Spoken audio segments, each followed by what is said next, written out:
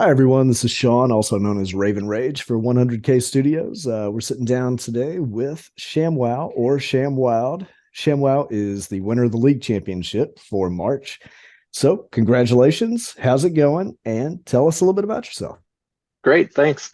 Yeah, I didn't think as far as winning for the last month, didn't really think it was going to happen. I was gone with the family in Florida for took about 2 weeks away for that. So, but then I kind of ended up winning the tournament and then thought I'd give a little bit of a run at it. So try to get a ring. I don't have a ring for poker related things yet, just some trophies. We're pretty busy over here. It's me and Mrs. Shamwow and the 7 kids. 7 kids. That kind of takes up a lot of the time. And then I typically try to do poker like 2 to 3 nights a week. Yeah, we're in Wisconsin. I do a couple poker trips a year, maybe. Usually motivated by the wife to get me out of the house. So, you come out just swinging. Did you just tear up the competition or was it kind of a sweat? I was pretty much just trying to swing for a home run because I figured I didn't think I'd have a shot at the points since I didn't play literally the first 2 weeks. So I was just trying to get one win in any fashion, and then after I had a win and a deep run, I realized if I could get another maybe final table or something, I could probably win or at least have a good chance. So that was kind of my approach. So, in the community, do you have you kind of befriended anybody? Have you been hanging out with people? Do you find them, I guess, conversational? Yeah, probably in the last year or so, probably a few months after Sir started streaming, I kind of hopped on the Twitch streets, and now I talk to a fair amount of people, and it does make it a lot more fun. Before that, it wasn't really fun for me. It was just something I kind of did as a grind only. Well, adding a community into the mix certainly does bring more of a level of interest. It's kind of tough to be out there on an island trying to enjoy a game by yourself, I guess. Yeah, yeah, and I'm always kind of pretty just kind of put in the hours sort of thing. Sure, that makes sense. So I take it you're mostly an online guy as opposed to a live person. Yep, yep. I played a fair amount on live, but we don't really have good live games around us. I mean, maybe it's starting to pick up a little bit, but kind of a suburb of the Minneapolis, Minnesota area, and there's not a ton of options. There's some, but it's an hour and a half drive to go play a $150 tournament. I have a lot more fun when I play live, that's for sure. But online is just much more kind of efficient, I guess, and you can get a lot of hands in and that sort of thing. Yeah, yeah, that makes sense. Especially if there's not something just, if there's not a big casino just right there, it's often pretty tough to get in those kind of circles. Giant question that I think would probably more come from my sister Jenny, being up there in Wisconsin, your neck of the woods. So you're right there on the border. Vikings, Packers, which one? Yeah, Packers by default.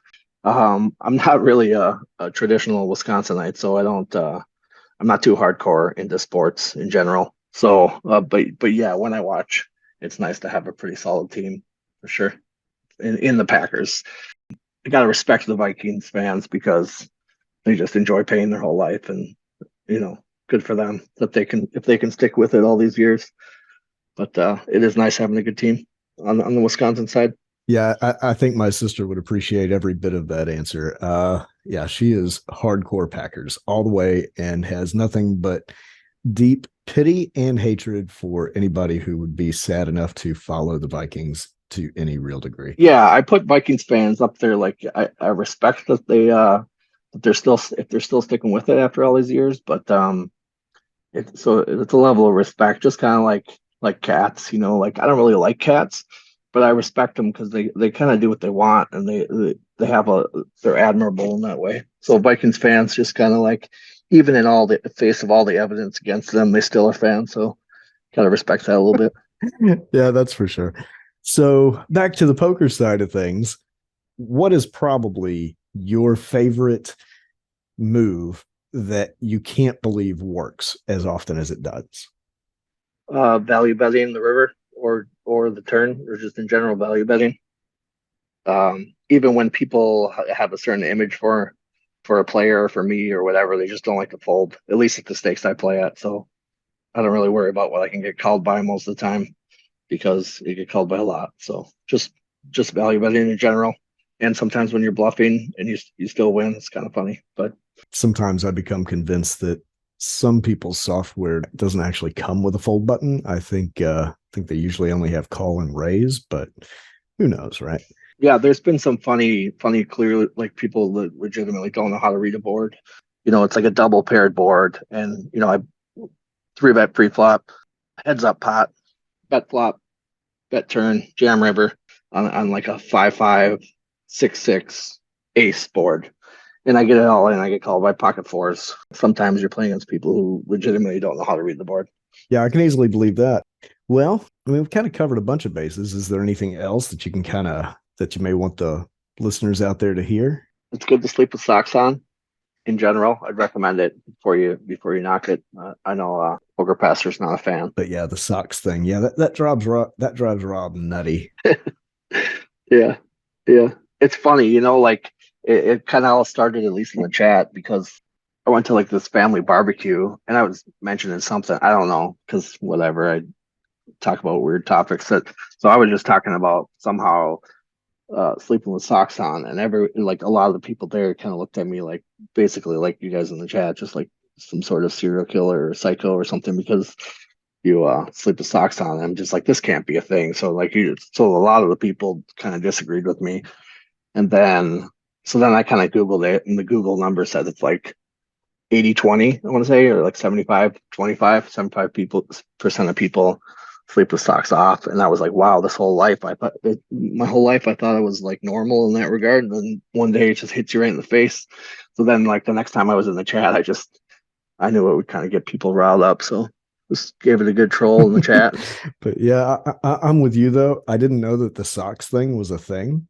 Can't say that I was like, socks in the bed? No Yeah, I mean, way. since then I've kind of experimented, like try new things. So I've done one off, one on. I've tried had them off, I've had them on, like all different, just kind of going with it. This, I can change, but yeah, keeping them on is the best for sure. Feel like that needs to be a 100K prediction. Figure out just exactly where everybody in the 100K community actually really does land. Yeah, That'd be an eye yeah. Maybe opener we for could do sure. like on Scouts Honor, we could do a challenge. Me and Poker Pastor and Sir and whoever that for 1 month they have to flop the opposite way. So like he would have to wear socks to bed, the ones he wore all day. And I would have to not wear any. Should I lose? So you throw it out to him, see what he thinks. I think I have a variation of that that could just really twist the knife. Yeah, set it up. They've got their last longer thing going on right now for $50 per tournament that Hmm. they're both in. Maybe we could put a prop bet on one of those, and Hmm. the loser has to do whatever the reverse is they like, and they have to do it in Vegas. Oh yeah, we can have key access to come in the room at like 4:30 a.m. and check. Yeah, what could go wrong? That sounds great. And he would really like how like doing it, and especially in a bed that's not his own.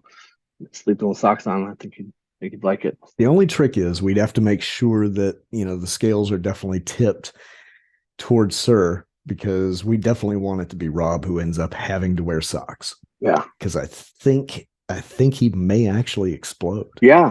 I mean, he seemed pretty laid back and accepting overall of everything until I mentioned the sleep with socks on, and then he just kind of lost it. It's just kind of like he's just like no compassion for anybody who does that. So I know you're going to appreciate the ring. I know you probably wanted the hoodie though. Only one hoodie went out. What do you think about that? So yeah, I think it should be a recurring thing for sure. There should be an opportunity to win the next Sir's signed hoodie and maybe even socks. We'll see.